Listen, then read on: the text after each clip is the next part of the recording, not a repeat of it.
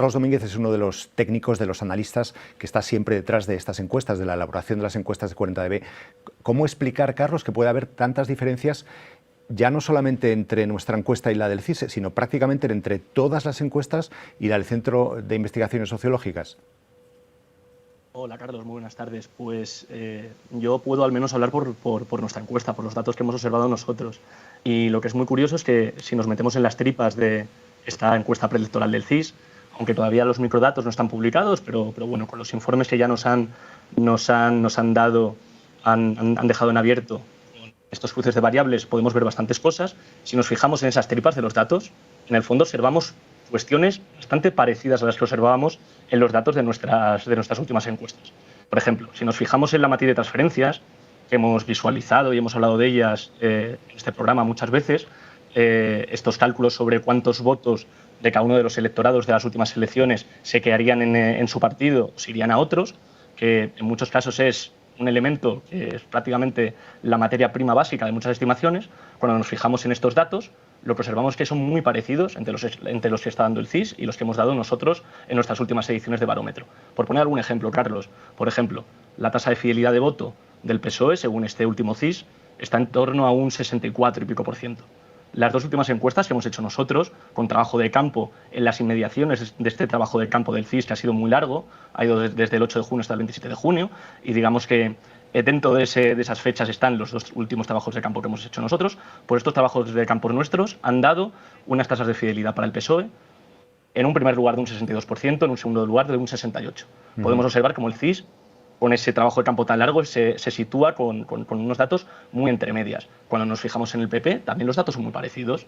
Tanto el CIS como nosotros damos una fidelidad de voto al PP de en torno a un 80%. Pero entonces, y esto ocurre, Carlos, con la mayoría de los partidos. Pero entonces, Carlos, digamos que los datos están bien, que los datos son correctos, que los datos se analizan, que se recopilan de forma científica, y lo que cambia ahí es lo que llamamos la cocina, es decir, la interpretación de esos datos que el CIS hace de una forma completamente distinta al resto de las empresas encuestadoras.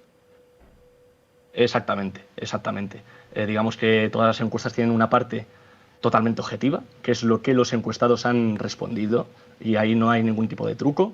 Tanto el CIS como nosotros para El País y para la SER los damos en abierto, y cualquiera puede comprobarlos y puede, digamos que, ejecutar la otra parte de las encuestas, que es bastante más subjetiva y depende del librillo que tiene todo maestrillo, ¿verdad? Que es el modelo de estimación, el método con el que convertimos esos datos, los depuramos, les quitamos todo el ruido y todos los sesgos que puedan tener para intentar extraer una conclusión lo más cercana posible a la realidad. ¿Qué ocurre? Que nosotros, al menos nosotros con el método y los modelos que ponemos en juego cuando queremos estimar el resultado de unas elecciones, con los datos del CIS, que son parecidos a los nuestros, habríamos dado una estimación electoral bastante diferente a la que ha publicado el CIS esta mañana. Decíamos hace unos minutos que Kiko Llaneras ha publicado hoy en el periódico, en El País, un análisis explicando un poco cómo el CIS está siempre sesgado hacia la izquierda, que hay que tener mucho cuidado con los datos porque últimamente sucede siempre lo mismo y que no acierta porque siempre se inclina hacia la izquierda. Os invito a que lo leáis. Y Kiko hace también otra cosa, y es que coge vuestra encuesta, la de 40dB, para hacer un análisis de cómo son los votantes de cada uno de los partidos, ¿no? Hay un primer punto que es: ¿son más hombres o son más mujeres los que votan al Partido Popular o al Partido Socialista? Hace unos días, en la entrevista que Pedro Sánchez ofrecía a Pepa Bueno y a Carlos Cue aquí en El País, daba por seguro que el voto femenino es un voto del PSOE, lo decía así. Si uno analiza los datos de manera objetiva y fría, los principales o las principales votantes del Partido Socialista son las mujeres.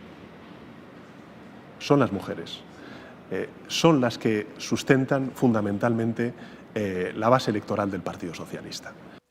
Y sin embargo, Carlos, cuando se analizan los datos, ¿dónde está el votante femenino? Porque si vemos realmente cuál es el resultado del estudio que habéis hecho, no queda tan claro que las mujeres sean siempre las más votantes de izquierdas frente al Partido Popular. Lo estamos viendo aquí. ¿Cuál es el resultado que da en cuanto a quién vota a quién?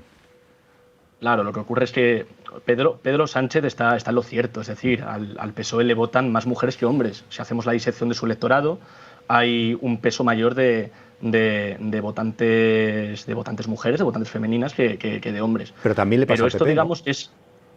Claro, es lo que te iba a comentar, Carlos. Eso le pasa lo mismo al PP. Realmente esto es fruto de una dinámica de competición entre los partidos tradicionales, los partidos del bipartidismo, el PP y el PSOE, y los nuevos partidos más escorados hacia los extremos ideológicos, en este caso Vox y Sumar. ¿Qué ocurre? Que los hombres, con digamos un sentido de mayor amor al riesgo, son más proclives a votar a estas nuevas fuerzas, que también son más radicales. Y las mujeres, sin embargo, tienden mucho más a partidos moderados, tradicionales, entendidos por ellas como más fiables. Y en cuestión de edad, ¿cómo cambia el voto en función de cuántos años tengas? ¿Qué es lo que habéis descubierto? Pues tradicionalmente esta misma dinámica de competición entre lo nuevo y lo viejo se ha solido dar en términos de edad. Es decir, hemos venido observando tradicionalmente a los jóvenes votando más a los partidos nuevos y más radicales, como comentábamos antes, y a las personas más mayores votando más a partidos moderados y tradicionales. ¿Qué ocurre? Que últimamente en nuestros datos lo que hemos observado también es que, por otro lado, el PSOE se ha hecho bastante fuerte entre los votantes más jóvenes, y Sumar ahí le ha dejado bastante terreno. Esto no ocurría, por ejemplo, cuando Podemos estaba en su mejor momento, que sí que era, digamos que absolutamente hegemónico en el bloque progresista entre los jóvenes. Esto ha cambiado un poquito. Aún así, sí que esta dinámica de los mayores, más conservadores en un sentido amplio, y votando más a los partidos tradicionales, y los jóvenes más rupturistas votando a los nuevos, se sigue dando. Por ejemplo, la correlación de fuerzas entre el PP y Vox es claramente bastante más favorable a Vox cuando se tratan de votantes jóvenes que cuando se trata de votantes más mayores. Claro, o sea que esa máxima de que cuando nos hacemos mayores, en general la gente se hace más conservadora, ¿es cierta? Habría, digamos, aquí dos variables a observar. Sí, tal vez un efecto momento vital.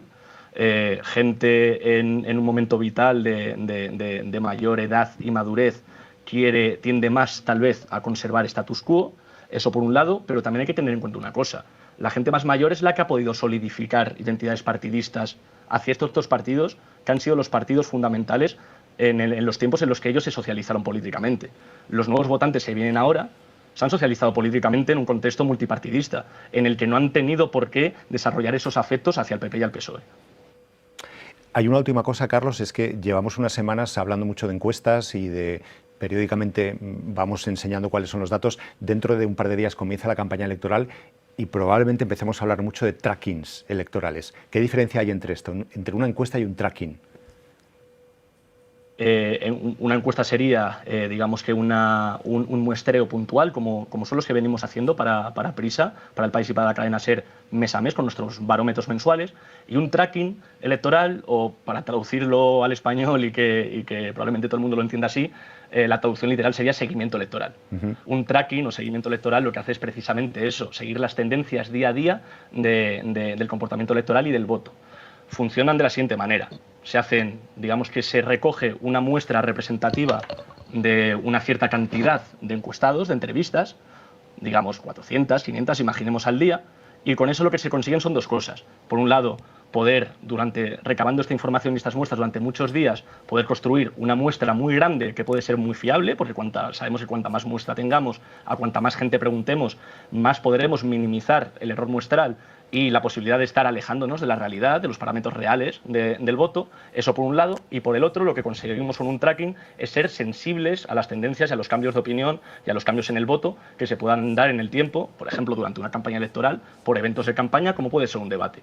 Los trackings por esto son herramientas demoscópicas que los partidos utilizan muchísimo durante la campaña porque necesitan ambas cosas, tanto predecir con precisión cuál va a ser el resultado de la campaña y el estado en cierto momento de la opinión pública, como ser totalmente sensibles y entender cómo sus acciones de campaña están afectando al voto y a las preferencias de los ciudadanos.